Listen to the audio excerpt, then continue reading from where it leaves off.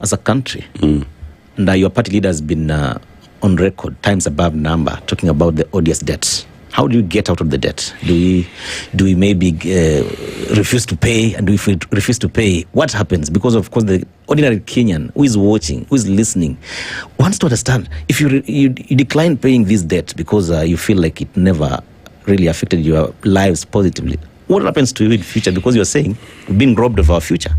Let me start by saying this. No. This financial year you're paying 2.4 trillion Kenya shillings in debt finance as a country. 2.4 trillion. Yeah.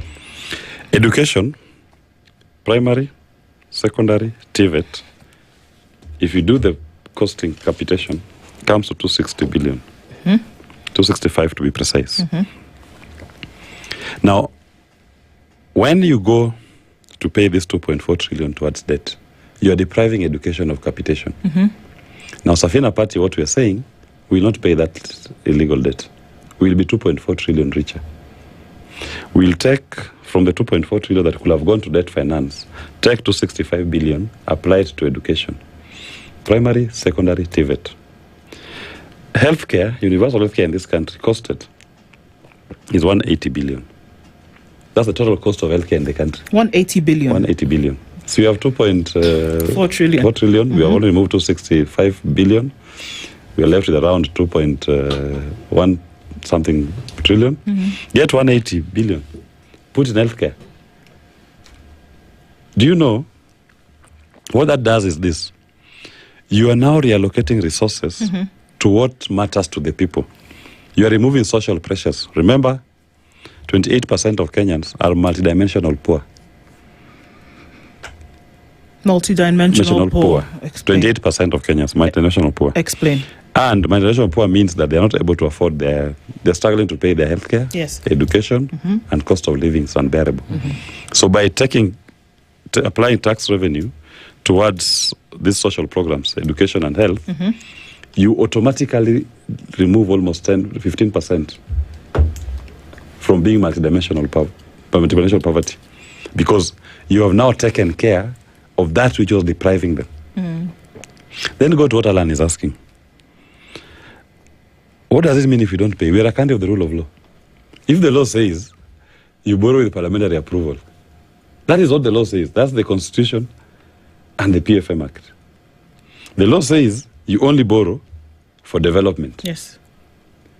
If I apply the law, I will ask the lenders, do you want me to ignore our laws? This loan that you gave, there was no parliamentary approval for it.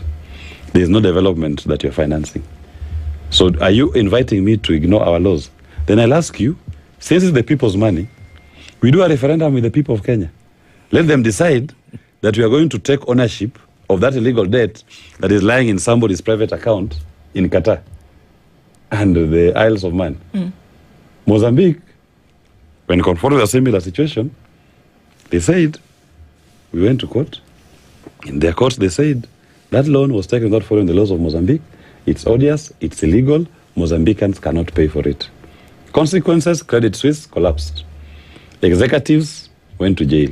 Head of finance then in Mozambique, jail. Head of intelligence in Mozambique then, jail.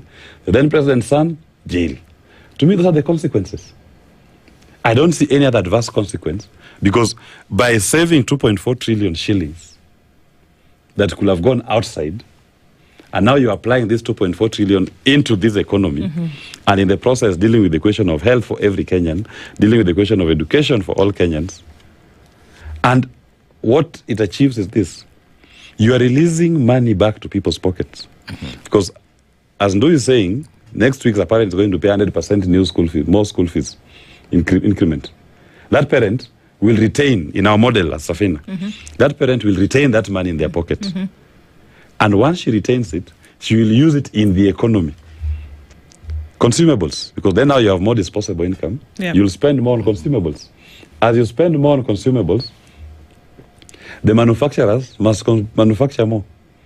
They must employ more people to manufacture more. So it stimulates the economy to the benefit of all Kenyans. But, you know, the legacy politicians and their surrogates, what they will try to sell to us is that you will be blacklisted. You will not be able to access the national market to lend. Kenya will be a pariah state. Nothing. That is somebody selling you fear so that you can own their criminality. We must tell them the consequence. In fact, with 2.4 trillion, we don't need to borrow anymore anywhere. Because what we have demonstrated is that within ourselves, we are capable of funding our recurrent expenditure and our development. What has been happening is that legal debts were taken which went into people's private pockets that now deprives our budget of funds to run it. Okay. So our model as Safina, I invite Kenyans, we debate it. The idea, and I say, when I said, we should be discussing this based on what is your political party position, not individual. So this is not really Otieno's position. This is the Safina party position. So anybody discussing Safina party, no, this is what we stand for. Our fifth agenda. No payment of odious debts. Education becomes free, primary, secondary, TVET. You apply your tax money that could have gone to odious debt towards education. No payment of healthcare services. Your tax money that's already was going towards paying illegal debt applies to healthcare services to all Kenyans. We are saying VAT, cost of living is high. Do away with VAT in totality. Not reduction. We do away with VAT, introduce only 5% sales tax. The cost of goods and services must fall by 11%. Right? And we are saying no borrowing in the domestic market. Release funds in the domestic market to be accessible to private sector, you and I. Access to credit. Access to credit, and interest rates will fall. With access to credit, with your great ideas as Kenyans, you will be able to turn your innovations into profit. That is what Safina is about, and that is what we want to be discussed based on Safina. The same should be extended to other political parties. DCP, what is your agenda? Wiper, Jubilee, Renaissance, whatever party. This is the agenda. Then we just discuss political party issues. What is the issue you stand on? What's the ideology that informs this political party? But you bring personalities later. If you start with personalities, you eclipse everything. Yeah. Okay. Then now you dilute even the conversation. It starts being, oh, Willis is good, Willis is bad, so and so is fat, so and so is. What are you talking about? I want to take a break, Ochanda, sure, on this. Let's take a break and we'll come back, because then, in addition to what Ochanda is saying, then perhaps we can look at then why it doesn't make sense to start with the individual who's saying, I essentially am the savior. If we're looking at these issues where they say we're going to fix education, we're going to fix healthcare, can you really fix them if you owe so much money? Or in this case, don't